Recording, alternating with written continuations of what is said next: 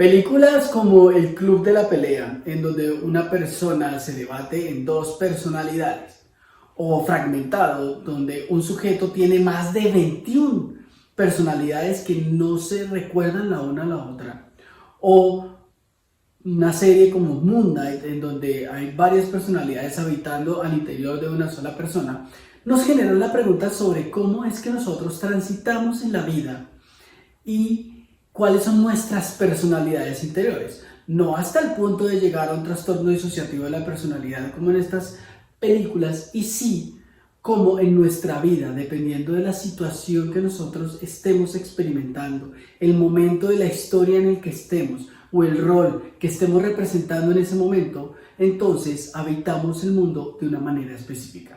Hoy quiero hablar acerca de eso, de esos personajes que nos habitan, generar una reflexión acerca de cómo identificarlos y allanar el terreno para algo muy interesante que vamos a crear para que ustedes lo puedan disfrutar en referencia a los personajes que nos habitan. Esto es Jueves de Mini Podcast. Mi nombre es José Alonso Peña Herrera, autor del libro Los Secretos de la Seducción. Bienvenidos.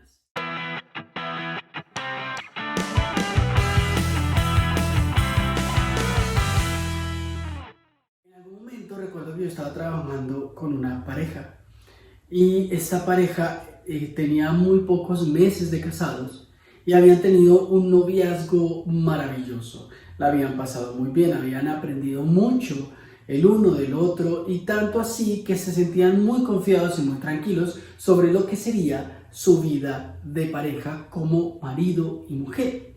Una vez se casan, luego de 3 meses, ellos van a consulta y refieren que nunca se imaginaron por qué, estando casados, iban a tener tantas dificultades como en comparación a lo que fue su vida de novios. Y esto es algo que pasa con muchísima frecuencia. Cuando nosotros cambiamos de identidad o de rol, las creencias asociadas a ese rol, las conductas que cultural o familiarmente hemos asociado a ese rol o a esa identidad también se modifican.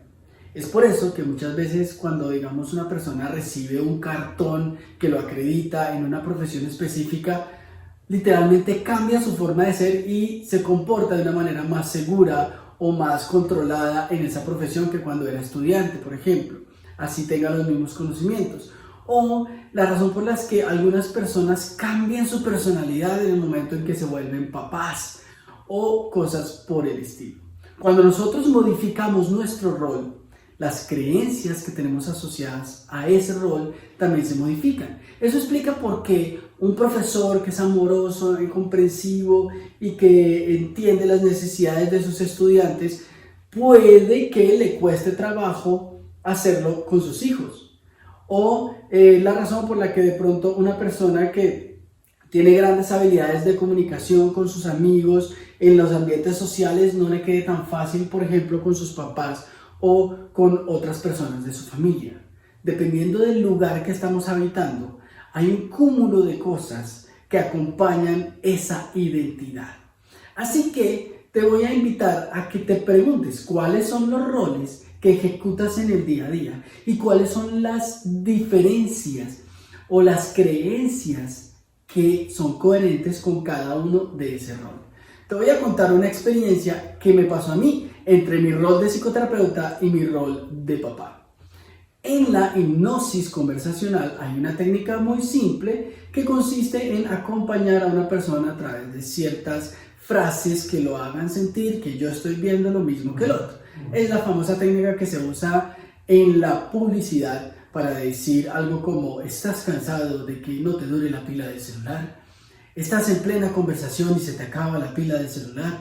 Entonces yo le permito al otro que diga que sí varias veces, y así esa persona se siente como acompañada, y entonces ahí puedo generar una sugerencia como: te tengo la pila, te tengo la solución, etc. Es una técnica muy simple, muy sencilla, que se usa para muchas cosas. Obviamente tiene sus diferencias para aplicarla en ciertos lugares. Sin embargo, era algo que yo conocía, que lo aplicaba en terapia para generar cambio, que lo aplicaba. De hecho, si tú lees la parte de atrás de mi libro, vas a ver que la técnica está ahí, pero nunca se me ocurrió aplicarla como papá para acompañar a mi hija a lograr ciertas cosas como quedarse dormida, conectarse con el baño o cosas por el estilo.